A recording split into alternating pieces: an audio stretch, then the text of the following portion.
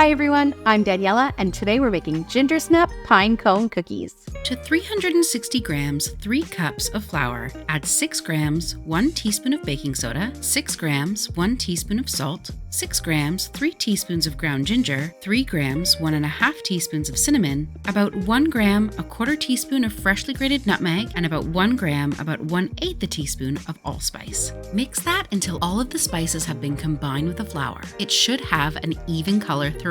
Set the flour mix aside. Let's move on to our wet ingredients. You can do this by hand or with a mixer. Either way, into a bowl goes 227 grams, 1 cup of soft butter. To this, add 140 grams, half a cup of dark molasses. I'm using black treacle because it's easier to find here in the UK. The molasses helps to give that beautiful brown color, but also flavor and texture. In goes 160 grams, 3/4 cups of dark brown sugar, and 100 grams, half a cup of white sugar.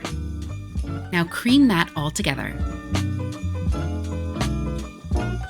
Make sure to scrape down the sides of your bowl a couple of times to get everything well incorporated. Now that all of the wet ingredients are mixed together well, start adding in your flour. I'm adding in a spoonful at a time so that it doesn't fly all over the kitchen, but if you're doing it by hand, you can easily just add it all at once.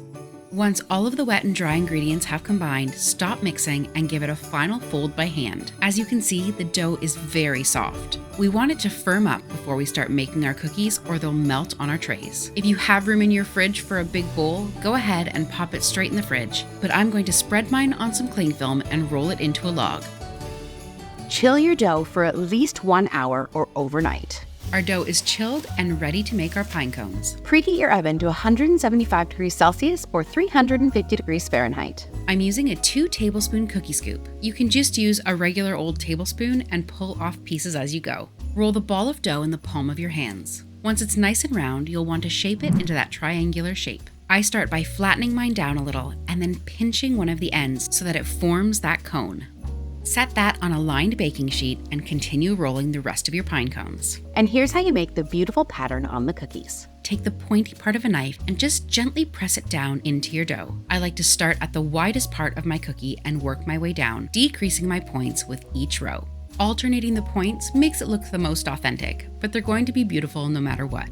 These are ready for the oven. If you like a softer gingerbread, bake these for 8 minutes. Somewhere in between, 10 minutes. And if you like a really good snap, you're looking for a 12-minute bake. These need to cool on their tray for 5 to 10 minutes so that they really firm up and get that snap.